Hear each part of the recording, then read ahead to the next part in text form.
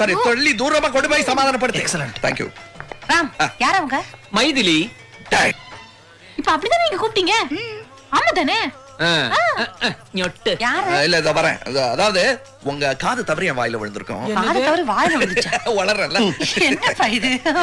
இல்ல அது என்னன்னா, நான் வந்து அவளை மைத்துனின்னு கூப்பிட வந்தது, காது தவறி உங்களுக்கு மைத்திலின்னு கேட்டிருக்குன்னு சொல்ல வரேன்னு நினைப்பீங்க. அது இல்ல, நான் அவளை மைத்துனின்னு கூப்பிட வந்தது, மைத்திலின்னு ஏன் வாய் தவறி வந்துருச்சு, அவ்வளவுதான். ஓகே, நேக்கு புரிஞ்சிருத்து.